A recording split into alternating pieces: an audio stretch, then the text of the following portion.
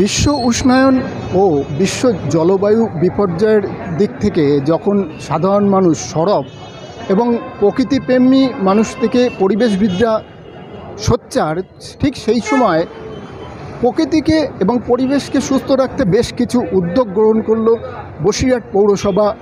বিগত বেশ কয়েক বছর ধরেই বসিরহাট শহর থেকে ওয়েস্ট ম্যানেজমেন্ট যে বর্জ্য নিষ্পত্তি প্রক্রিয়াকরণের কাজ চলছিল, সেই প্রক্রিয়াকরণের কাজ আরও এক ধাপ এগিয়ে যাতে শহরকে আরও বেশি সুস্থ এবং স্বাভাবিক এবং জনজীবনের উপযোগী করে তোলা যায়, আগামী ভবিষ্যতের জন্য উপযোগী করে তোলা যায়, তেমনই উদ্যোগ নেওয়া হলো বসিরহাট পৌরসভার পক্ষ থেকে। বসিরহাট টাউন হলের মঞ্চ থেকে আজকে বেশ কয়েকটি প্রকল্পের উদ্বোধন হলো, যার মধ্যে যেমন গৃহস্থের যে পূজা অর্চনার যে ফুল যাতে জল দূষণ করতে না পারে, পুকুরে ফেলতে না পারে, সেই ফুল সংগ্রহের কাজ যা করবেন একদম মহিলারাই করবেন, এবং সেই প্রকল্পের উদ্বোধন হলো আজকে টাউন হলের মঞ্চ থেকে।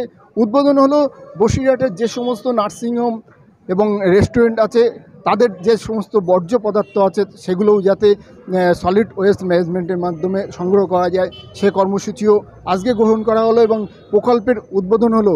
সেই সাথে সবথেকে বড় প্রকল্পের যেটা উদ্যোগ নেওয়া হলো, যে যে বর্জ্য পদার্থের মধ্যে একটা বড় বিষয় প্লাস্টিকের বোতল, প্লাস্টিকের যে পেপার, ক্যারি পেপার, এই প্লাস্টিকের রিসাইকেলিং, এই যে প্লাস্টিক সংগ্রহ হয় সেই প্লাস্টিকের থেকে প্লাস্টিকের সামগ্রী তৈরির যে উদ্যোগ, সেই উদ্যোগও নেওয়া হয়েছে বসিরহাট পৌরসভার তরফ থেকে, যা থেকে আগামী দিন আরও বেশি অর্থনৈতিকভাবে উন্নতির মুখ দেখবে পৌরসভা, একথা বলাই যায়।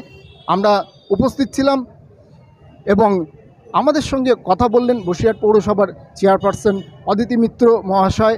সুরার যারা আধিকারিক আছেন তারা আমাকে যেভাবে আমাদের বসিরহাট পৌরসভাকে যেভাবে গাইড করেছেন, সেই প্রপার গাইডেন্স ছাড়া এই জায়গায় আমরা কখনোই আসতে পারতাম না।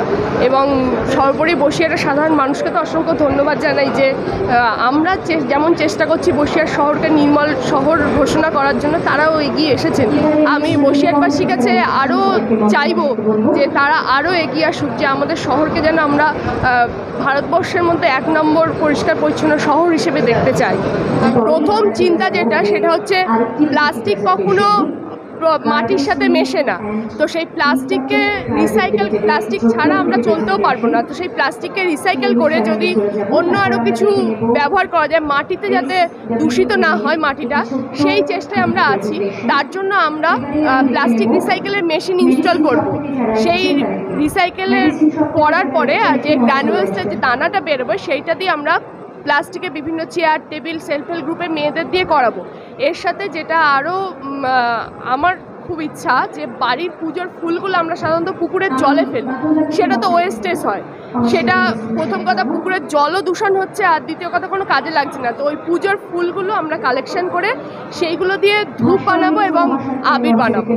আমাদের শেডের কাজ শুরু হয়ে যাবে। শেডটা না হলে তো দেখুন একেবারেই তো শূন্য থেকে শুরু করেছি, তো শেড ছিল না, প্রপার জায়গাও ছিল না। সেইগুলো আমরা বের করে আগামী 3 মাস থেকে 4 মাসের মধ্যে আমরা এই প্রজেক্টটা করব। জলবায়ু বিপর্যয়ে তো শুধু আমরা সব দিকেই নজর রেখেছি।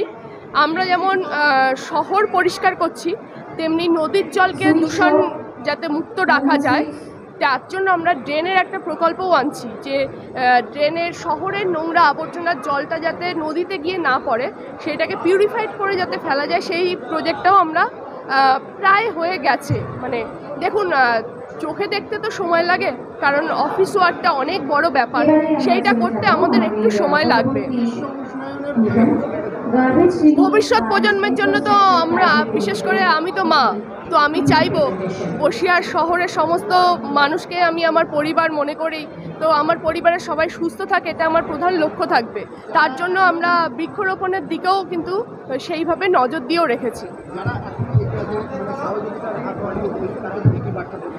না, সবাই দিয়েছে, যারা দেয়নি তারা আশা করি খুব তাড়াতাড়ি আমরা যত ভালো পরিষেবা দিতে পারবো। দেখুন, এখনো পর্যন্ত যেখানে আমরা পরিষ্কার করে দিচ্ছি দেখছি যে কেউ কি আবার ময়লা ফেলে আসছে, তো আমরা চেষ্টা করব সেই জায়গাটা পরিষ্কার রাখা। তো একটা দিন তার মনেই হবে যে এই পরিষ্কার জায়গাটায় আমি নোংরা করছি, তো সেই জায়গা থেকে তিনিও আস্তে আস্তে আমাদের এই নির্মল শহর গড়ার লক্ষ্যে এগিয়ে আসবেন, হাত বাড়াবেন। আমরা উপস্থিত ছিলাম বসিরহাট টাউন হল মঞ্চে। আজকে বসিরহাট পৌরসভার যে সলিড ওয়েস্ট ম্যানেজমেন্টের বিশেষ কর্মসূচি ছিল, সেই কর্মসূচির অনুষ্ঠানে আমি পরিমল দে, ইছামতি সংবাদ।